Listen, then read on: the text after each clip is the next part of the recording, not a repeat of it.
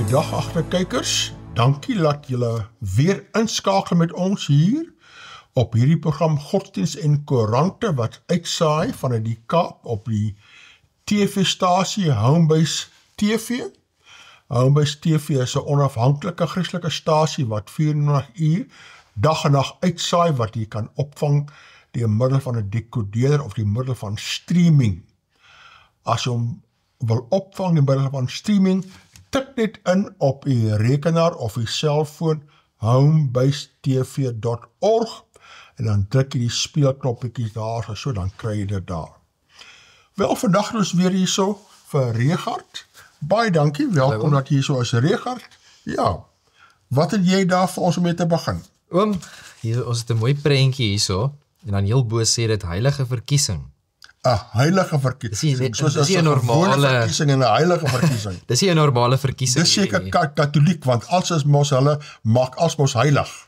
Ons lees hierso kardinale staan in die Sistynse kapel in die Vatikaan voor die konklaaf, oftewel die kardinaalsvergadering waar 'n nuwe paus verkies gaan word.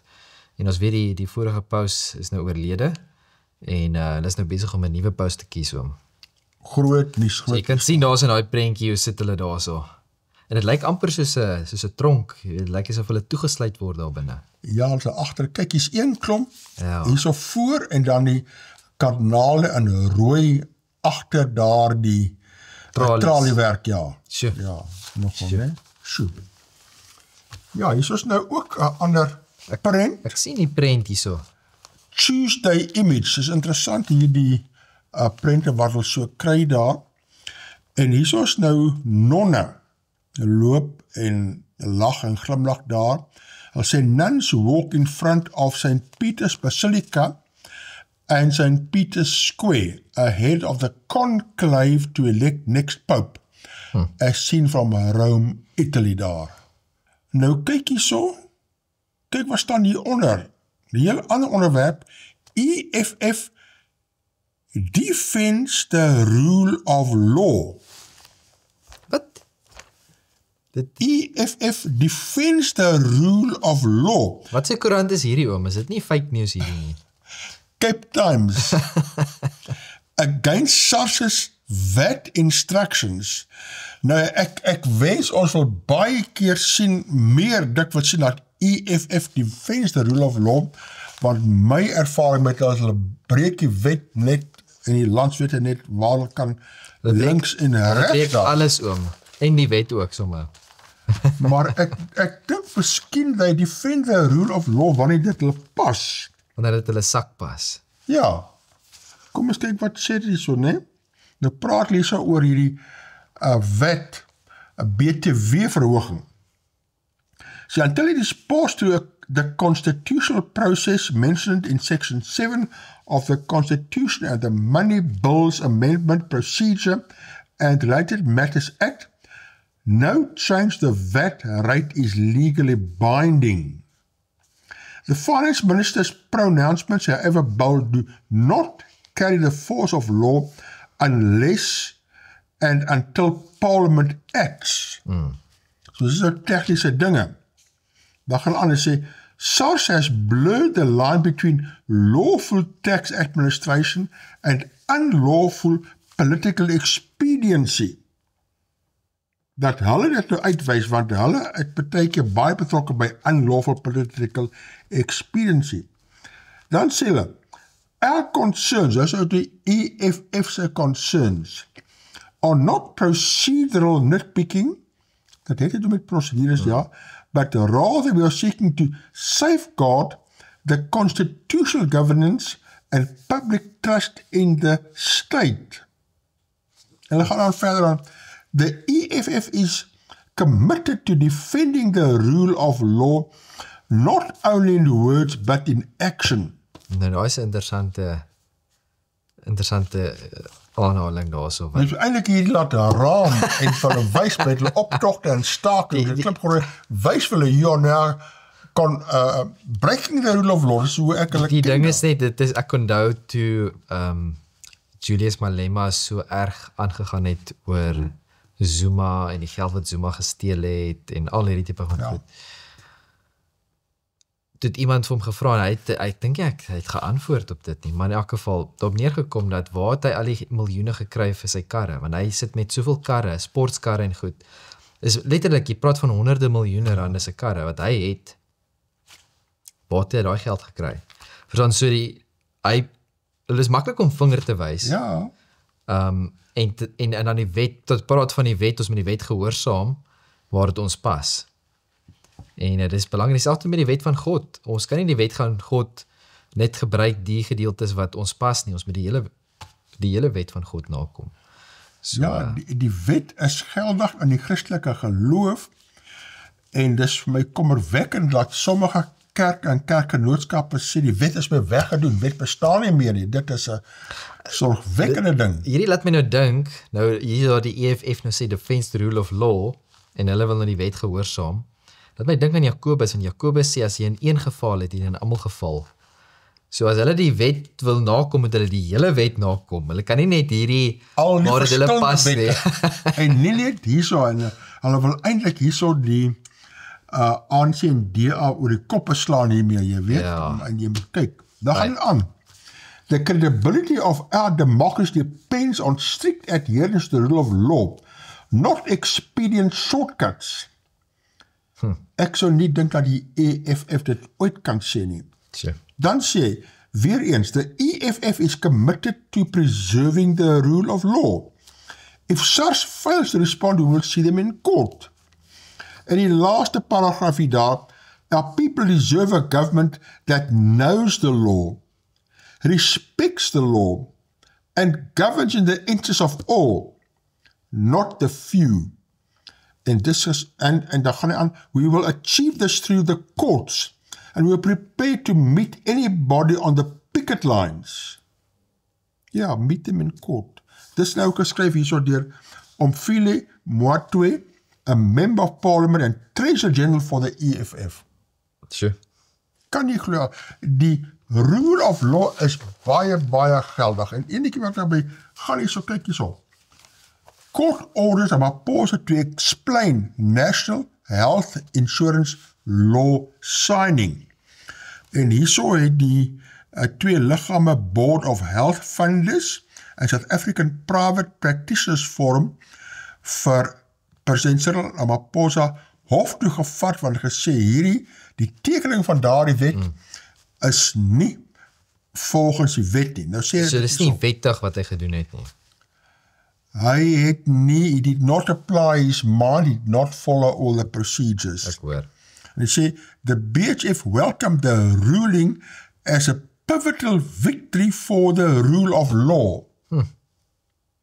Ja, dit is Hulle baie praat baie belangrik. van die wet. Ons hoop maar hulle onderhou die wet oom. Net so. Hoekom het Christus gesterwe? Hoekom het Christus gesterf? Omdat die wet nie gebreek kan word nie. Ja, iemand moes boete doen vir die wet. Hy het gesterwe to uphold the rule of law. Ja. Dus is 'n verskriklike belangrike beginsel daarso. Ai, Sure. nou ja, kom ons los daar. Wat jy nou nog daar? Oom, dan het ons hier so 'n interessante prentjie, image of the day. Dit is 'n piramide, lyk my wat gemaak is met 'n oog in die middel van die piramide. Dit sê so, a view of the Grand Lodge of France, the oldest French Masonic obedience during the visit of French President Emmanuel Macron in Paris, France. En daar sien ons hierdie vrymesselaar teken wat hulle daarso gemaak het oom. Hulle mos die oog in die driehoek. Die Ja, oog in die driehoek. praat ons van die all-seeing eye. Messelaars. Ja, Ja. ai, Dan is daar nou so iets interessants. Dit is nou 'n sirkulêre van die NG Kerk Vrystaat se moderamen.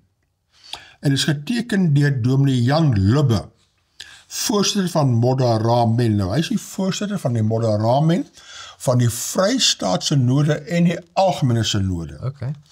En nou skryf hy so, dit is so pas uitgekom, hy sê, geagte kollegas, vriende, in Mei en Junie verjaar, 2025, herdenk ons dankbaar die vorming van 'n selfstandige synode vir die NG Kerk Vrystaat, toe die eerste 11 gemeentes op 10 Mei 1865 in Bloemfontein byeengekom het.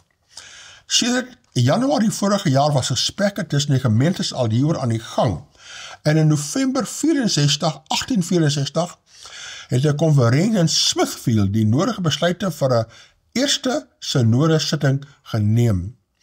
Sedertdien het ons kerkverband in die Vrystaat gegroei na meer as 150 gemeentes met 'n omvattende bediening reg deur die provinsie. En dan sê hy, daarom nooi die NG Kerk Vrystaat jou uit om saam te kom stil word, om in die teenwoordigheid van God te kom rus en te verkoop, om met nuwe geeste, hoop en perspektiewe na jou bediening terug te keer.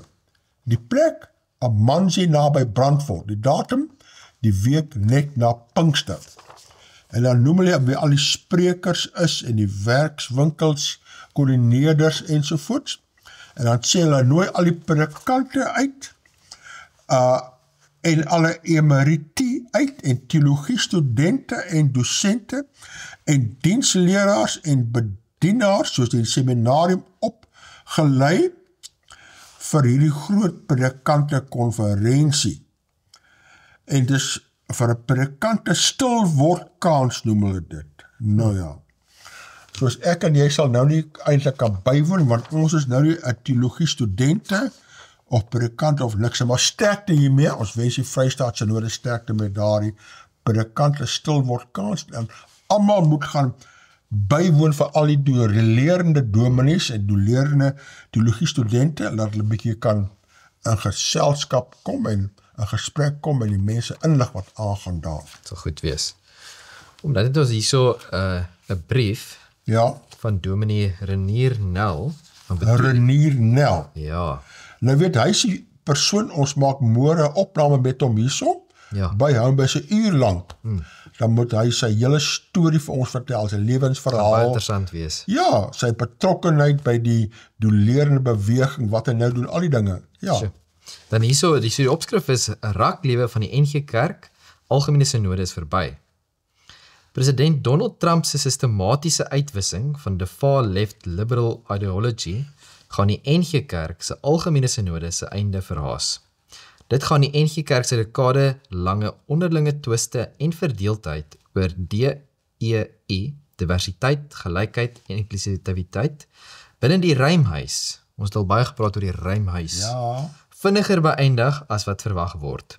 Trump se bevele wat die DEI ideologie aan bande lê, gaan evangeliese kerke in 'n mindere of meerdere mate terugplaas op 'n Bybelse traject. Die tyd vir herbesinning het aangebreek vir die algemene synode se DEI-aktiviste. Die NG Kerk van Namibië se uitstap uit die synode is die prelude van die swanesang van die synode. Die keuse vir die DEI-aktiviste is verlaat die NG Kerk speelveld of gaan onder saam met die algemene synode. Soos hy maak daar eintlik 'n profetiese uitspraak daar oor die toekoms van die algemene synode, en daar die DEI. Nou natuurlik, nou het Trump daar die diversity, equity en alles tyd hy dit van die tafel afgevee, maar is nog steeds baie aktief in ons land en veral in die kerk en die dinge. Definitief. So hy sê die skrif is aan die muur. Skrif is aan die muur, ja. Ja, maar nou, nie almal stem saam met hom nie. Soos nou 'n brief van Johan Sadi van die Parel, wat nou aansling, hy sê, nee, die etiologie sal die kerk vernietig, en hy het nou 'n aansling, nou sê hy, dominee Renier Nel se brief, 'n raklewe van die NG algemene synode is verby, het betrekking. Ek is eens dat daar onderlinge verdeeldheid heers oor DEI.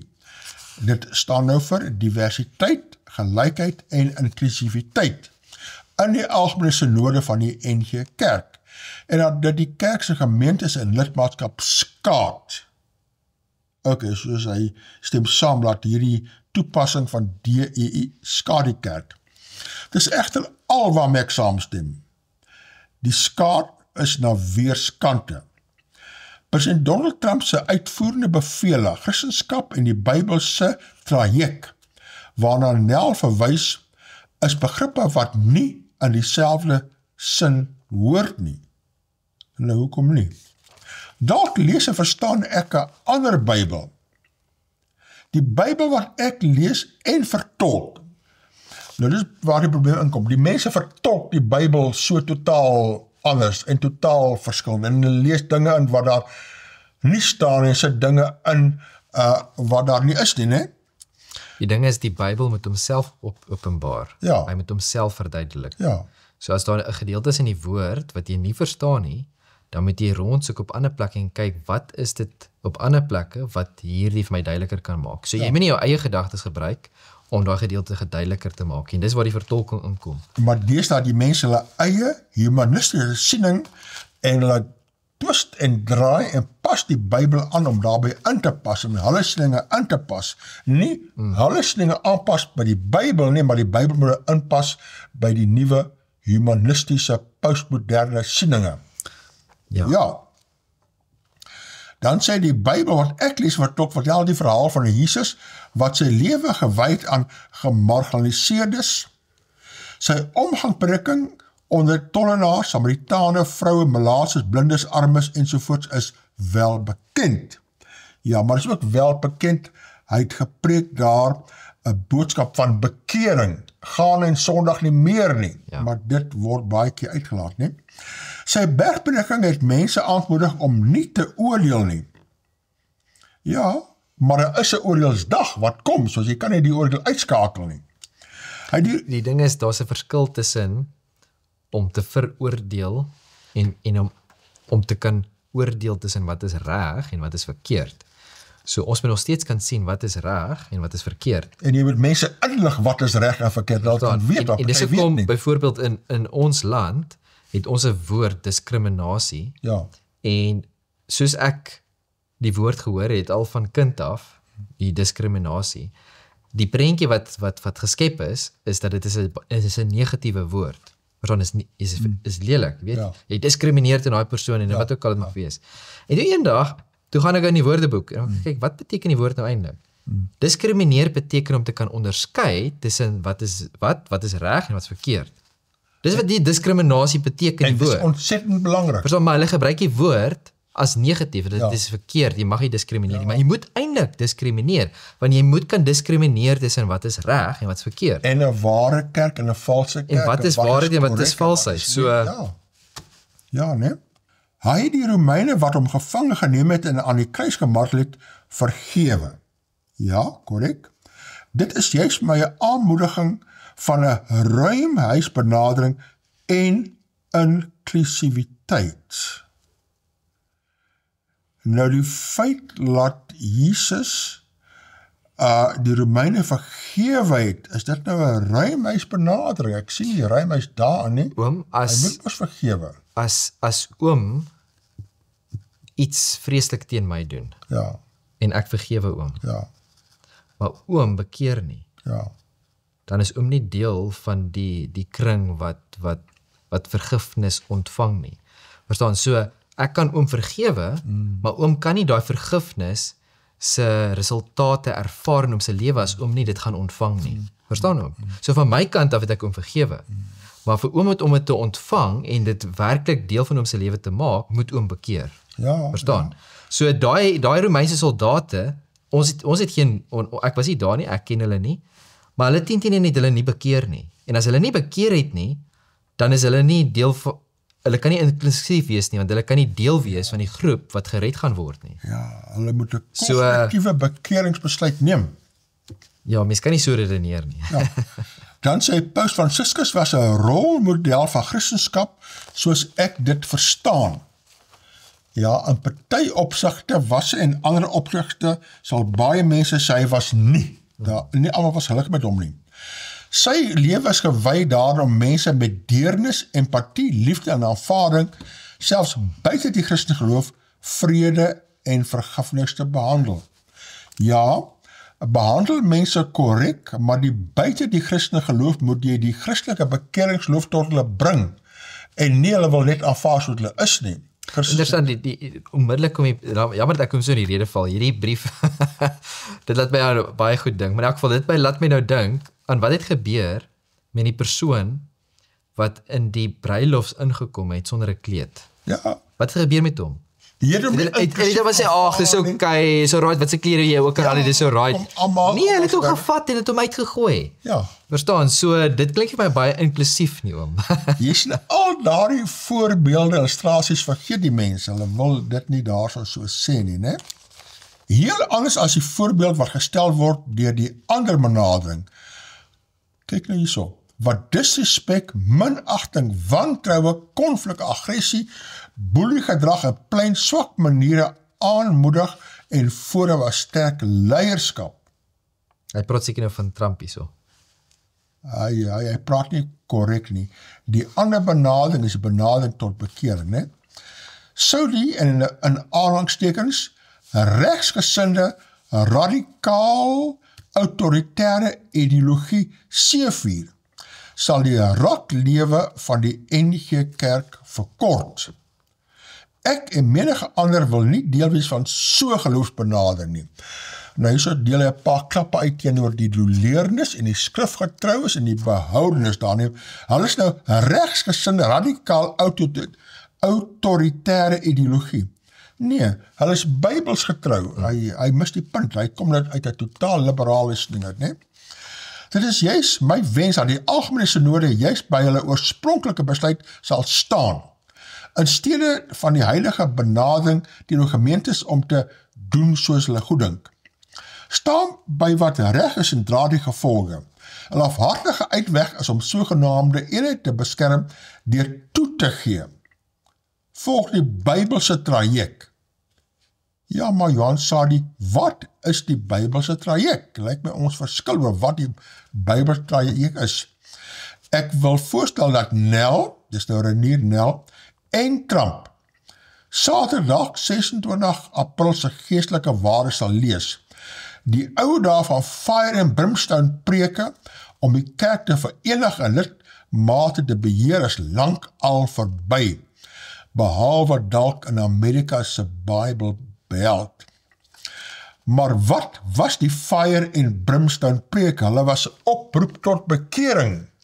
Baie ernstig, mense besef, hulle song dat besef, as jy nie jou bekeer, jou pad verander en 'n lyn bring met die Here nie, dan gaan jy in die fire beland en brimstone plek gaan jy beland. Maar nou moet jy dit nie meer preek nie, dit is sagte woord wat mense wil hoor. Die ding is dat mense die verkeerde konsep, en ek het dit al genoem in die verlede, hulle weet nie wat liefde beteken nie om. Hulle praat van hierdie liefdevolle God, maar 'n liefdevolle God, ek is 'n liefdevolle pa, glo ek. Ek gaan nie toelaat dat my kind stout is nie. Ek gaan nie toelaat dat sy net 'n klip optel in my kar gooi nie. Ek gaan nie sê, ek kan niks doen nie. Sy is my nog 'n kind, sy weet nog nie van beter nie. Nee, not 'n tikkie, daar's nie 'n manier nie. Sy gaan geleer word. En as sy nie wil luister nie, gaan sy voel word. Verstaan? So, die punt is net is dat mense het geen idee wat liefde is nie. En as mense in vandag se lewe hulle kinders so groot maak wat hulle dink liefde is, dan verstaan hulle maar hoekom verlaat die kinders die kerk nie, of hoekom glo hulle nie meer in God nie. Want hulle het 'n fondasie van reg en verkeerd nie. Dis my baie hartseer. Maar in elk geval, dan het ons hierso 'n brief.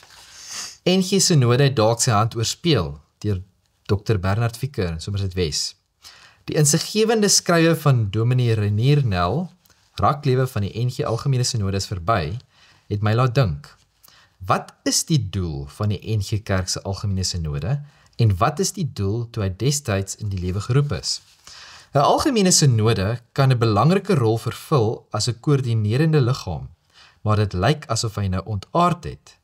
Nou word hy 'n liggaam wat namens alle gemeentes, gelowiges en lidmate besluit oor dogma, die afdwing daarvan, as ook strafmaatreëls en toepassing van 'n inkwisisie vir die wat daarmee durf verskil. Met die besluit aangaande die destydse belydenis van Belhaar moes elke streeksynode, ring en gemeente met 'n groot meerderheid dit instem voordat dit 'n nuwe dogma sou kon word. Maar toe besluit die Algemene Synode sommer vir alle lidmate en gemeentes wat die NG dogma is en maak dit daarby sommer opsioneel om dit te glo. Die gevolg is dat niemand eintlik meer weet wat die NG Kerk eintlik glo nie, want so baie dinge raak nou opsioneel. En dis baie waar. En ek bedoel, as seker en glo nie in die duiwel nie, ander glo nie in sonde nie. Ja. Jy weet, So jy het geen klou nie. Hulle weet nie wat is 'n huwelik nie, of wie mag trou. Hulle weet nie wat 'n vrou is nie, oom. Hier is 'n enkele voorbeelde. Voorheen is die rol van die duiwel omskryf in 'n belydenisskrifte en almal en alle lidmate het geweet wie en wat van waar die ou Satan is. Dit was totdat die algemene synode in sy wysheid besluit het dat dit opsioneel is om in die nie persoonlike aard van die duiwel en demone te glo, al dan nie. Dit ten spyte daarvan dat die Romeinse gevaar steeds vasglo in die persoonlike aard van die duiwel en dat daar geen gevaar is om in hom te glo nie.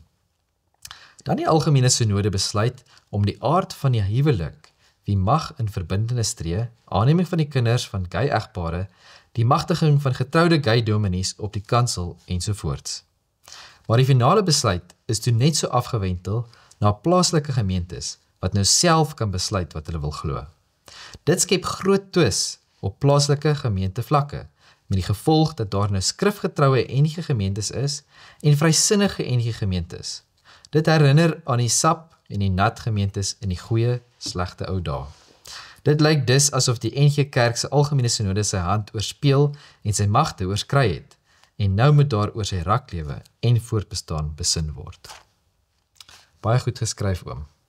Ja. Dis die ding, nee? As jy nou in die verlede, as jy nou gepraat het van die NG Kerk, dan het jy geweet wat hulle glo. Ja, presies, toe ek jong was geen twyfel nie, dit was alles... En byvoorbeeld as jy, as 'n lid van die NG Kerk, as jy getrek het van Pofadder en jy het getrek na Appington toe, Ja.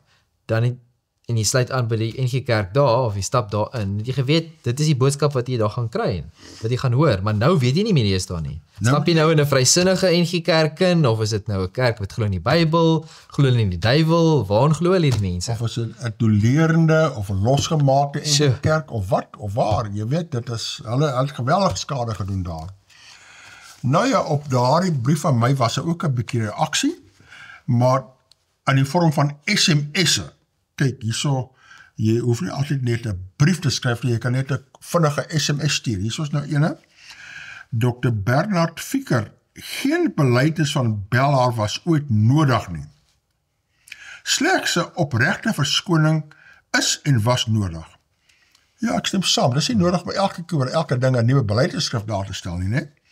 Die NG Kerk het gefouteer en dit is intussen reggestel. Laat ons nou net aanbeweeg. Dis nou van kristal. En daarmee stem ek saam. Daar is dan nog een hierso van Martin Becker SMS. Hoekom nie al ewig geskryf oor wat die NG Kerk verkeerd doen? Vraagteken. Maak ander kerke nie ook foute nie? Vraagteken.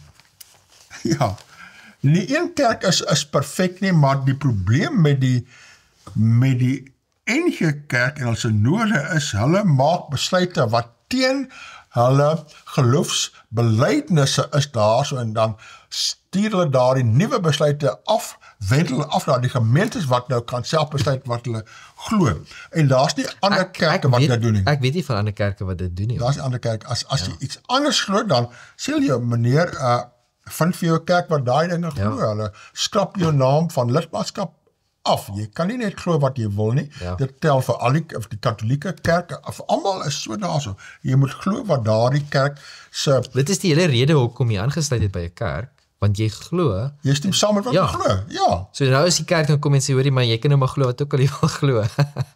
Dan werk dit mos nou nie so lekker nie. Alles baie los, ja. Dan sien nog een van professor Pieter Pansegrou van Pretoria. Hy skryf nogal periodiek, né?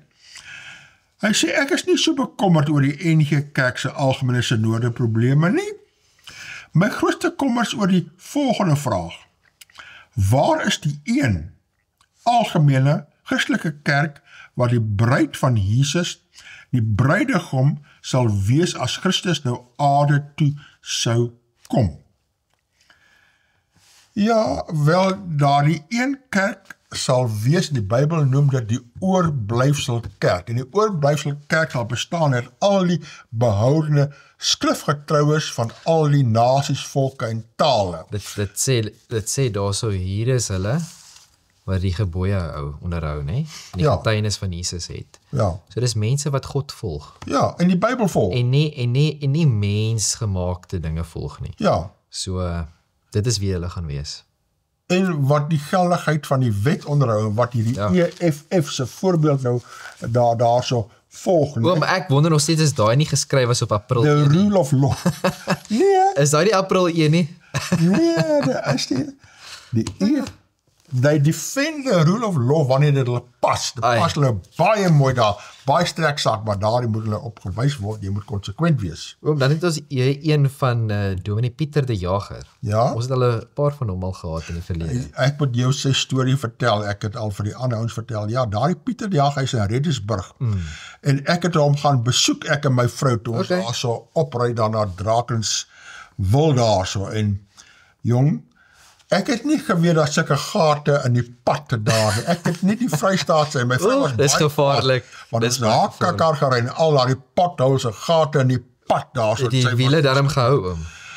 Dit het gelukkig gehou. Ek lees in die koerante juis party karre wat daar ry, die kar staan om daar so want dit is so groot en jy kan nie sien nie en al ry nie vandag nie as jy op hom. Ja, jy hoef eers wanneer as jy 40 km/h ry en jy staan een van daai gate. Ja. As jy tyre daarmee. Ek weet. Skokkend, soos dit is maar, ek het hom ontmoet daar en sy vrou, baie aangename mense, hy is 'n dominee en van sy broers is dominees en hy het gaan 'n dominee leer toe hy bietjie ouer was, hy het nie onmiddellik toe hy jonk was nie, en as ouer mense gaan leer teologie, dan beteken dit altyd baie ernstig, soos hy is 'n baie skrifgetroue behoudende dominee, ek is baie bly, hy skryf so dikwels daar. Hy sê hierso, daar kom 'n tyd in 'n kerklike tugsaak, soos dit uitgestippel word in Matteus 18, dat daar genoeg gepraat is. En dis baie waar, mens kan nie net aanhou praat nie. Jy kan ook nie annuleer nie, jy moet by 'n punt kom sê, jy tree nie meer nie, nou moet jy standpunt inneem. Die einde van die pad het reeds aangebreek vir die leiers van die algemene synode. Hulle wou nie buig voor die gesag van die skrif en tot bekering kom nie, soos die synode van Namibië herhaaldelik by hulle aangedring het. Wat nou? As hy nie na jou luister nie, laat hy vir jou wees soos 'n heiden en 'n tollenaar. Vers 17. Dit sny baie diep.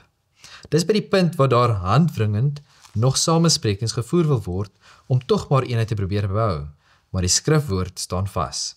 Dit word heiden vanuit die verband gesien, toon in die grondteks die betekenis van om vreemd te staan teenoor die godsdienstgebruik van die eertydse uitverkore volk Israel. Oordraagtelik gesien vanuit 'n Christelike konteks het die leiers van die algemene synode die woord van God laat aanpas by heidense gewoontes. Daar kan egter nie meer na die belydenis van die kerk teruggekeer word sonder hartgrondelike berou nie. En daai is 'n kernwoord, berou. Jy moet erken dat jy was verkeerd gewees. En dis baie keer wat hierdie mense nie wil doen nie. Hulle wil nie. Hulle, ja, in elk geval, broederskap is hulle ontneem. Hulle is vervreemd van die lewe met God. Efesiërs 4 vers 18. Hulle die bekende, soos Petrus, verloon. Ja. En ja, hy het dit baie mooi gestel om. Mooi gestel daar, ja. Nou hy verwys dan na die Namibiese synode en hulle het mos die pad gestap en vir die algemene synode 2,5 jaar kans gegee om tot inkeer te kom en berou toon, maar die algemene synode wou nie en sal nie en wil nie en gaan nie en toe hulle onttrek. En dis nou onlangs en dit is nou nog 'n groot bohaai. En hierso is nou 'n baie interessante video en hierdie is gemaak deur Scriptura. Nou lyk my hierdie is 'n godsdienstige radiostasie in Namibië. Okay. Ek ken hulle nie eintlik nie. Ek hou daarvan gepraat van Suidwes-Afrika, maar in Namibië. En hulle voer hier 'n tweede onderhoud met Dominee Dubois du Toit. Junior, maar eintlik daarby sy junior, want sy pa is ook Dominee Dubois du Toit en sy pa is 'n dominee in die Vrystaat. Okay. En sy suster is ook opgelei as 'n teoloog, soos die teologie loop sommer diep in hulle familie, maar gelukkig is hy regsinnig en behoudend. En hierso is nou 'n kort opsomming van wat daar gebeur in die video. Ek gaan nou 'n stukkie speel daar. Dit sê so, Scriptura voer 'n tweede onderhoud met Dominee Dubois du Toit van die NG Kerk Suiderhof in Namibië oor die uittrede van die NG Kerk Namibië uit die Algemene Synode, as gevolg van afwykings van die skrif. Nee?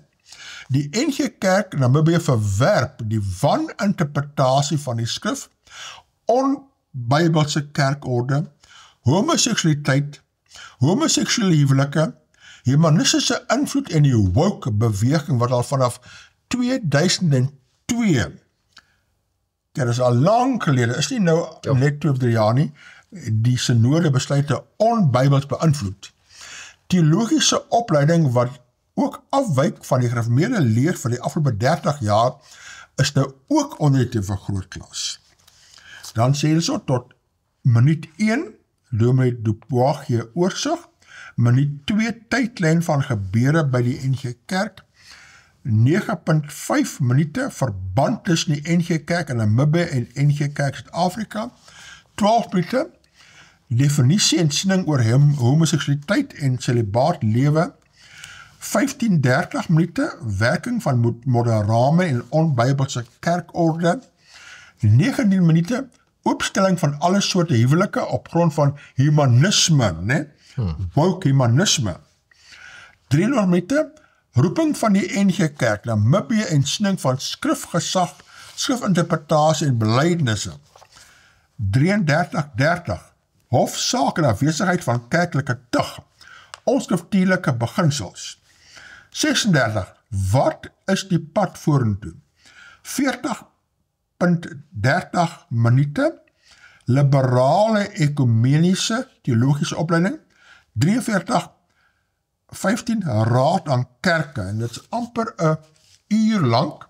Nou kom ons speel net 'n stuk, en ek wil vir kykers sê, jy kan hierdie kry deur te gaan op die scriptura.co.za web daar, of ek kan dit vir die stuur per WhatsApp. Maar dit is 'n baie insigting. Dit gee so 'n goeie gebalanseerde oorsig van wat gebeur in NG Kerk, hoekom Namibië onttrek het nou, hoekom die algemene synode nie hulle waarskuwing nou ervaar nie. Kom ons kyk nou net hierso wat hulle alles praat hierso. Jy luister na Perspektief, 'n program van Radio Scriptura. Welkom. Perspektief wil vir jou 'n vars, Bybelse perspektief gee op enkele nuusgebeure van die afgelope maand. Die gesprek word vandag gelei deur Jan-Louis Lee. Baie welkom by hierdie aflewering van Radio Scriptura. Ons het so 'n bietjie getalle met die Maarten perspektief, omdat ons 'n baie spesiale episode wou doen. Ons het kennis geneem van die NG Kerk in Namibië se besluite rondom hulle betrokkenheid by die Algemene Synode, en ons gaan nou 'n bietjie verder daarop uitbrei, en daarom het ons ook 'n baie spesiale gas. As hy bekend lyk, sal dit wees omdat ons hom ook in Maart 2022 op Radio Scriptura gehad het. Ons wil vandag vir Dubois de Tooy, predikant in Namibië, weer verwelkom. Dubois, net ter wille van die wat jou nou nog nie ken nie, wil jy jouself net vir ons so vir 'n oomblik net bekendstel nie? Ja, nee, baie dankie dat die mense ook weer hierdie gesprek met julle kan hê. Ek is predikant hier by Suiderhof in Windhoek, en ek is nou al in my 8ste jaar hierso. Voor dit was ek bietjie vir 2 jaar in Kirkwood predikant en so 2,5 jaar jeugwerker in Woester, en my studentejaar op Stellenbosch gehad. So wat eintlik nogals, jy weet, aan die een kant goed was dat 'n mens so 'n bietjie agter die kap van die byl kon kom van 'n klomp van die bewegings wat ek dink vandag geweldig oorspoel in die kerk in, en dat 'n mens lekker voorberei kan wees om hierdie tipe gesprekke te hê daaroor. Maar baie dankie ook vir jou bereidwilligheid om vanoggend met ons te praat. Kom ons kop sommer af. Ek wil so half net 'n bietjie weer 'n tydlyn van gebeure skep. So kom ons skets net weer die verfriste geheue oor presies wat gebeur het. Ons weet die NG Kerk worstel nou al, ten minste die NG Kerk in Suid-Afrika worstel nou al vir 'n geruime rukkie rondom die kwessie van homoseksualiteit in die kerk. So wil jy vir ons so 'n bietjie volgens wat jou kennis is, net 'n bietjie tydlyn skets? Ja, nee, ek dink dit is belangrik ook om die tydlyn voorop te stel, want ek dink 'n groot probleem in die narratief rondom wat Namibië nou gedoen het, is dit gaan absoluut net oor die gay kwessie.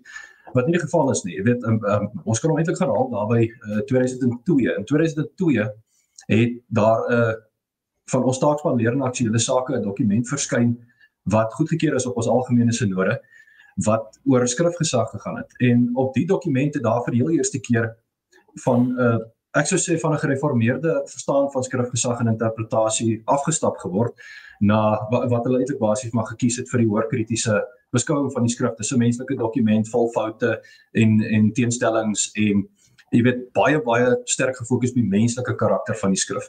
Ek het nou 'n gesprek gehad met ons kollega Chris van Wyk daar in Oos-Kaap wat moderator was van Oos-Kaap Synode wat gesê het dit was die tweede slegste dokument oor skrifgesag wat hy nog in sy lewe gelees het. Die ander een was in 2005 en ek sou nou weer hom uitkom.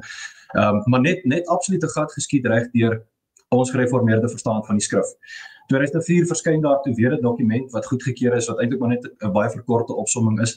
Maar een van die punte is ook dink by die 4de stelling wat in die dokument gemaak word as 'n verklaring oor skrifgesag is dat elke generasie moet basies nie dink oor die skrif en oor hoe ons die skrif interpreteer. Jy weet, so daar's nie daai goue lyn wat ons deurtrek van die apostoliese tradisie af tot waar ons vandag sit nie. Dis elke generasie dis kontekstuele teologie. Dis eintlik maar dis eintlik waarvoor ons gekies het.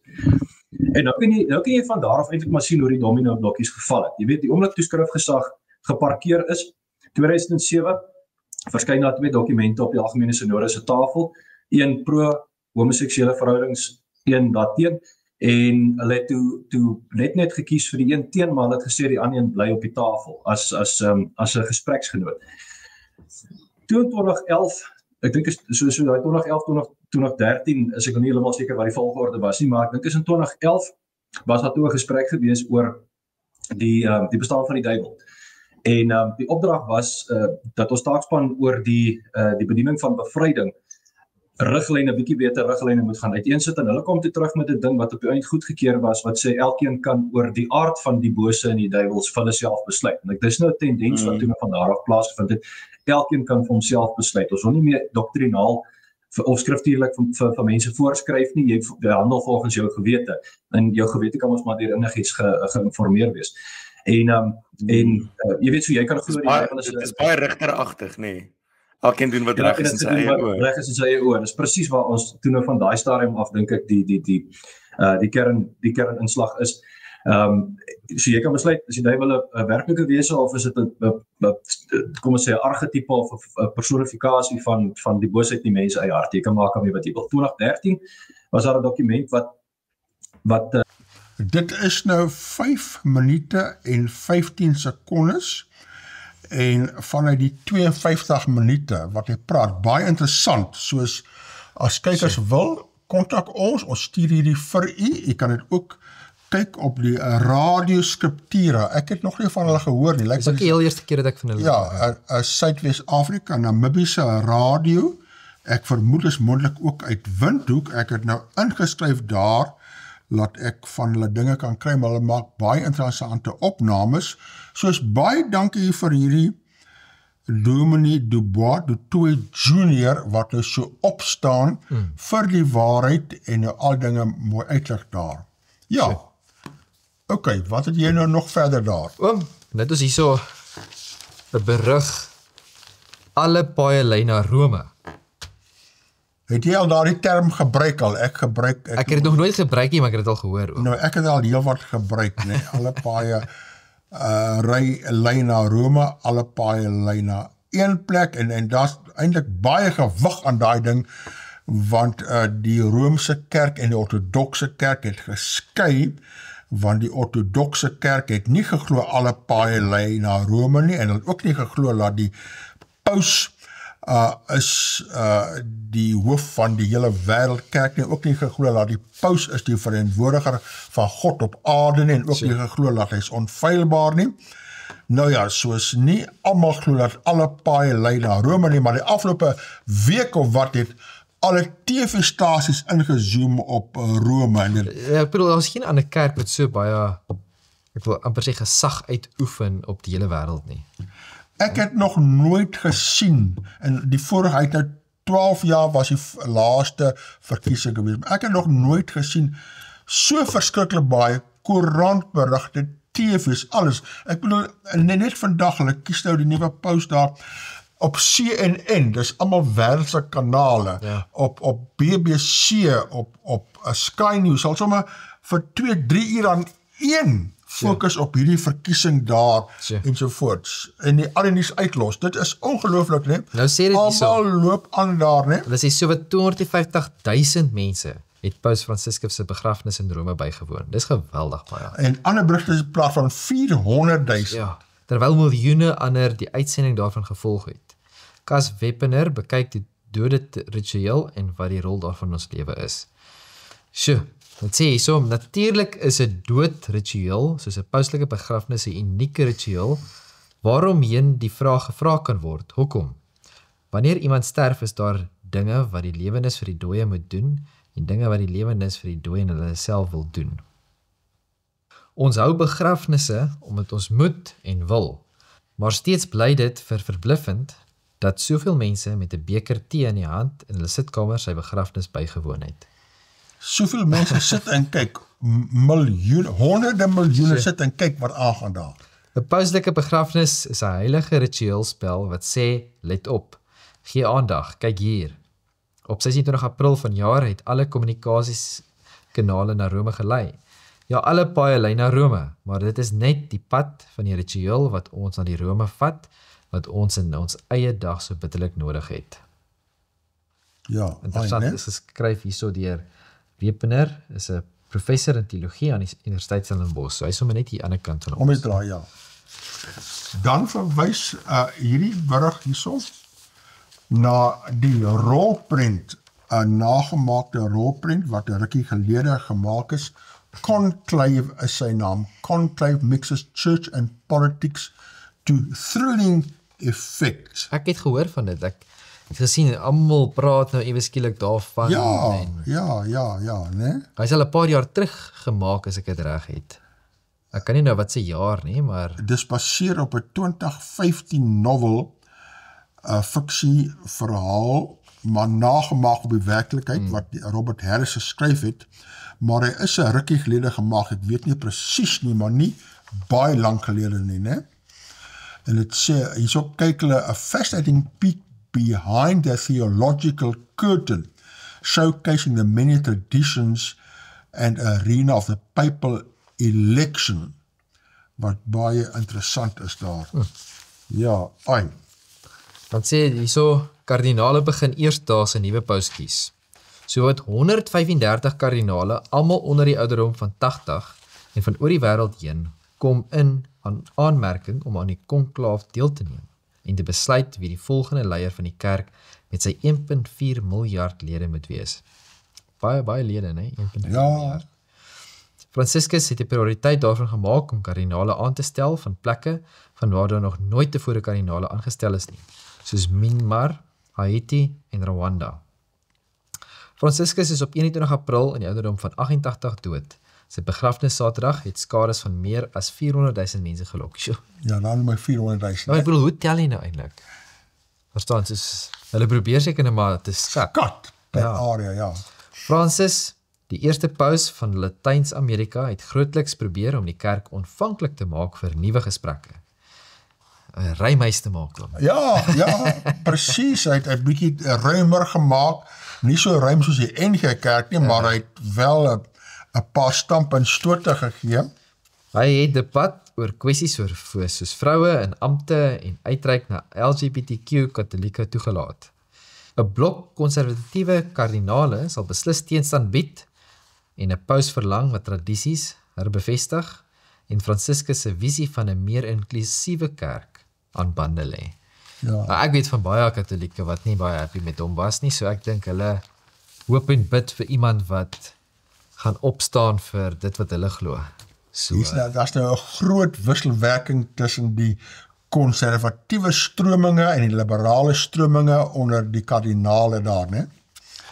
Maar ek kyk wat sê hulle nou hierso. Hierso sê die berig ook weer in die burger, kardinale in afsondering vir die kies van 'n nuwe paus. Franciscus se voorkeur was om kardinale aan te stel uit lande wat hulle nog nooit tevore gehad het nie, soos Haiti, Suid-Sudan en Myanmar. Die konklaaf sal die mees geografies divers in die kerk se 2000 jaar oue geskiedenis wees, met geestelikes van 70 lande wat deelneem. Dan sê dit volgens kardinaal Kishio Iso Kikuchi van Japan beplan baie van die 300 kardinale van Asië om as 'n blok te stem. Sure. Hy het hulle strategie gekontrasteer met die van die 53 kardinale van Europa, wat bekend is daarvoor hulle stem in terme van individuele lande of ander persoonlike voorkeure het. Ons Asiate is waarskynlik meer eenparig in die ondersteuning van 1 of 2 kandidate. Ons sal sien wat 'n naam as die voorste kandidaat uitkom. Sure. Soos is baie onderstrominge wat daar gebeur. I think this is so breaking news. Black Smoke signals no Pope elected in Conclave's first voting round. So hulle kon nog nie besluit gemaak het. Ja, nou ek wonder as hierdie uitsaai of hulle hierdie program uitsaai of hulle dan na een gekies of nie en hoe lank dit nie. Partykeer neem dit weke of in die verlede was al maande gewees. Nou ons sal maar sien, maar omdat daar nou so baie nuus is dit nie maklik nie. Nou kyk hierso, kyk hierdie prent hierso. Nou diegene wat op die radio luister sal nou nie die prent sien nie, maar hierdie is 'n pragtige AI, artificial intelligence prent, né? Van Donald Trump, wat hy so sit as paus, perfek aangekleed met die vis wiki daar, vis oop bek wiki daar ensovoorts. Nou sê die berig hierso, foto van paus Trump ontlok wyd kritiek. Net 11 dae na die dood van paus Franciscus het president Donald Trump van Amerika 'n foto van homself as paus op sy sosiale media platform Truth Social geplaas. Volgens Sky News is die foto wat deur kunsmatige intelligensie gegenereer is, sonder verduideliking saterdag later op die Withuis se X en Instagram rekening geplaas. Hoewel dit wyd gereseer is, het hy ook net duisende likes gelok. Michael Steele, voormalige voorsitter van die Republikeinse Nasionale Komitee, het die plasing gereseer en gesê dit bewys dit weer hoe sonder erns en onbekwaam Trump is, berig CNB. Ja nee, hy moet gekap word as hulle kan, né? Die reaksie op X is gemeng. Ek is lief vir Trump, maar ek dink sy paus-meme is oneerbiedig en aanstootlik, sê X gebruik op die naam Oklahoma Gamgee. God sal nie toelaat dat hy gespot word nie. Nie 'n wyse besluit nie, berig Politico.eu. So hulle dink die paus is God oom. In die plek van God. Maar dit wys jou nou net, dit is nie God wat hy spot nie, miskien die paus 'n bietjie, daar maar hy spot nie vir God nie, want die paus is nie God nie, maar party dink mos die paus is die plek van God, soos God. Dis nie die eerste keer dat so 'n foto van Trump verskyn nie. In Februarie het Tyler Budowich, adjunkstafhoof, 'n foto geplaas wat Trump as 'n koning voorstel. Die pausfoto volg net daarna het Trump gesê hy sou daarvan hou om paus te word. Ja, hy sal al die ongelowiges gou bekeer en links en regs inkry, né? Verslaggewers het hom op die Withuis grasperk gevra oor wie hy Franciscus se opvolger sou wou hê, waarby geantwoord het: ek sou daarvan hou om die paus te wees. Dit sal my nommer 1 keuse wees. Hy het gesê, nie vir die kandidaat nie, maar 'n kardinaal in New York is baie goed. Ek sal nie paus wil wees, maar dan moet my vrou opsê. En ek sal my vrou opsê nie. Dit is funny. Ai, die mense. Dat dit is hierso 'n baie interessante een, oom. Ja. The evolution of papal elections. Dit sê, so cardinals electing Pope Francis' successor will have an easier time than many of their predecessors who endured Spartan conditions and were even locked up so long that some of them died. Ai, ja, jy Dis om sien. vreeslik, nee. Ja, as kon nie tot besluit kom nie. Here are some notable papal elections through the ages. Eerste een, the Duff decides. In 236, dis die jaar 236, the Christian community of Rome was debating a potential papal candidates when a white dove landed on the head of a bystander, Fabian. At this, everyone, as if moved by a single divine inspiration, eagerly and wholeheartedly called out that Fabian was worthy. According to Eusebius, a church historian of the area, The blessing was a mixed one for Fabian, who died 14 years later, a martyr, prosecuted by Emperor Decius. Dus lyk my, dit is die eerste paus wat gekies was met 'n duif. Wel, een van die vroeges, ja, dit is interessant dat die duif nou daar so op hom daar neergedaal het, né? Dan is so large-scale bribery. In the early church, popes were elected by members of the clergy and Roman nobility. Now is it net clergy, and the votes were rife with meddling. One of the most infamous elections was in 532, following the death of Boniface II, which involved large-scale bribing of royal officials and influential senators, according to P.G. Maxwell Stewart in Chronicles of the Popes. In the end, an ordinary priest was elected, Mercurius. He became the first pope to change his name to John. In 1059, Nicholas II gave cardinals sole authority to choose pontiffs. En daar is ongeveer die jaar toe daar die groot skeuring in die kerk gekom het en die een stroom daar weg beweeg het as die orthodoxe.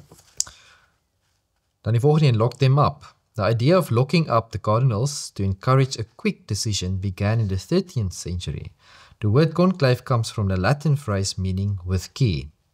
In 1241, when the election was dragging on, the head of Rome's government locked the cardinals into a dilapidated building and refused to clean the lavatories or provide doctors for those who fell ill. Joh, dis om erg. Hulle moet hulle weggedoen kry. So by twis en stryery, hulle moet besluit en klaar kry. According to Frederick Baumgartner, in his Behind Locked Doors, A History of the Papal Elections, the cardinals only reached the decision after one of them died, and the Romans threatened to exhume his corpse and have it make decisions. After 70 days, they agreed on Goffredo Castiglione, who becomes Celestine IV. Ja, soos dit, daar het nou geneem 70 dae. En iemand is dood ook nog daar. Ja! Dis om erg. En baie van hulle is oor die 80. Jy mag net stem as jy onder 80 of onder is, of onder 80, maar die wat ouder is nog steeds daar, né? Dan is die volgende opspreek 3 years. Oh! The longest conclave in history lasted almost 3 years. Nee, Ja. dis verskriklik. Ja. Following the death of Clement IV in November 1268, held in the papal palace at Viterbo near Rome. From late 1269, the cardinals allowed themselves to be locked in to try to reach a decision.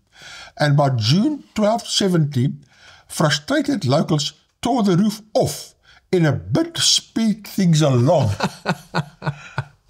Hulle het seker gedink die mense is al dood daar binne. Hi jong, ai. Ja, rations. In response to the chaos that led to his elections, Gregory X changed the rules, requiring cardinals to meet within 10 days of the Pope's death and ordering that their food be reduced over time. So hulle kry al hoe minder kos om. Dis wat hy gesê. Het gaan hulle aanmoedig om vinnig te besluit. Ja, en dis nou 10 dae presies nou het hulle wis 10 dae Sjoe. op die oomblik nou wat hulle kans gehad het. Ja. Wat so daai word ook toegepas deesdae. If there was no decision in 3 days, meals were to be reduced to only one of the two traditional Italian main courses. Yo, after 5 days, they would be cut back to just bread, water and wine, according to John L. Allen's book, Conclave. Yo, Ek weet nie of daai nog toegepas word nie, ek sal baie graag. ja, ek dink hulle gaan seker sê dit is bietjie oudmodies. ja, ek weet nie. Nou ja. Dan champagne. In 1978, after appearing to the crowds in St. Peter's Square, John Paul II reportedly walked around pouring champagne for the cardinals and sang Polish folk songs. Hy was miskien 'n bietjie onder die invloed gewees daarso, né? Self van al champagne gedrink. In 2005, Benedict XVI invited all the cardinals to stay for dinner with champagne, and there were also songs. The late Cardinal Cormac Murphy O'Connor recalled afterwards. Shorter and shorter. The longest conclave in more recent times was that of 1831, which elected Gregory the 16th after more than 50 days. The longest of the 20th century lasted only 5 days, when Pius the 11th was elected in 1922. In 2005, Benedict XVI was elected in just 2 days and Francis in 2013 also in 2 days. So dit was sommer vinnig in Soos vergelyking. die laaste 2 was vinnig, maar hierdie kan 'n bietjie langer neem, want daar's so baie nuwe kardinale, hulle ken mekaar nie. In die verlede het hulle net nie champagne gehad nie, dis hoekom dit nie so lank gevat het om hulle moes champagne gehad het, dan sou dit vinnig gewees het. Maar dit sê hierso met wat is dit, Paul II, nee? John Paul II, ja. Hy het champagne gehad, Benedict het champagne gehad, so. Ja, baie interessant. Nou, dis aanhoudend op TV daarso en sal interessant wees wanneer hy nou gekies word. Ja, sure. Ja, jong, kyk hier so, ons het nog so 'n klomp dinge oor die paus daar, maar ons tydjie is al weer heel wat oor die tyd daar. Ek sien so. Ek dink ons sal dit maar moet los, maar die koerante is vol en die TV is vol en alle radio's en die TV, almal loop agter die paus aan, is gefokus op die paus daar, né? Sure. 'n vervulling van Bybelprofesie, almal loop daar aan. Agter kykers, kyk maar verder op die TV om te sien wat gebeur.